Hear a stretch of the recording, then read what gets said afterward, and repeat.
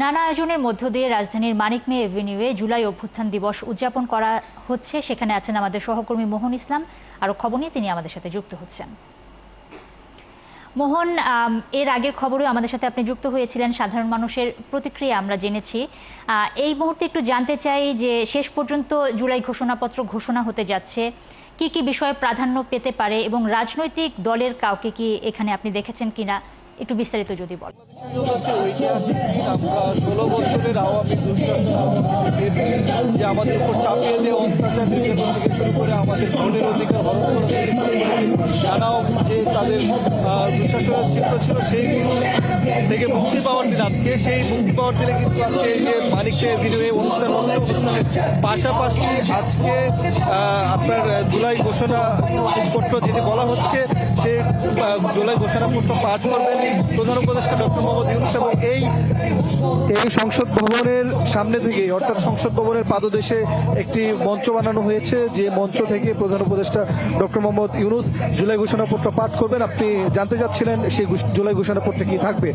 আমরা একাধিক সূত্রের সাথে কথা বলেছি যারা সরকারে রয়েছে এবং বিভিন্ন রাজনৈতিক দলে রয়েছে, তাদের থেকে আমরা যে জিনিসটা জানতে পেরেছি, জুলাই ঘোষণাপত্রে শুরুতেই থাকবে 71-এর মহান মুক্তিযুদ্ধের যে ভূমিকা, মহান মুক্তিযুদ্ধের ফলে আমাদের স্বাধীন বাংলাদেশ, সেই বিষয়গুলো তুলে ধরবেন। থাকবে পাকিস্তানি যে আমাদের উপর নানাভাবে আমাদের উপর নির্যাতন, আমাদের উপর বিভিন্ন তাদের যে অনাধিকার চর্চা আমাদের উপর চাপিয়ে দিয়েছিলেন এবং তারপরে মহান মুক্তিযুদ্ধ বলছিলাম।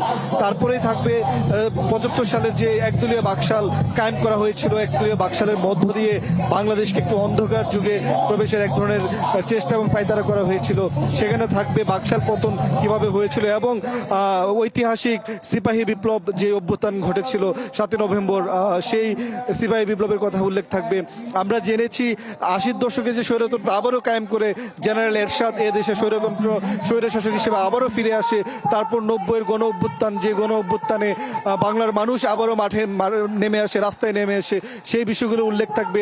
নুসরাত আরও বলে এই 90-এর তারপর যে 111 আসলো, অর্থাৎ 1-11, সেই সরকার যে একটি দেশি বিদেশি ষড়যন্ত্রের ফলাফল এবং তার ফলে যে আওয়ামী লীগের ক্ষমতায় আসে এবং আওয়ামী লীগের 16 বছরের 15.5 বছরের অসম্ভব লেভেলের দুঃশাসন, মানুষকে নিপীড়িত নির্যাতিত করতে করতে একটা সময় মানুষ যখন তার পিঠ আসলে ঠেকে যায়, তখন তারা রাস্তায় নেমে আসে এবং সেই বিষয়টাও গণ অভ্যুত্থান, সেই বিষয়টাও তুলে ধরা হয়েছে জুলাই ঘোষণাপত্রে।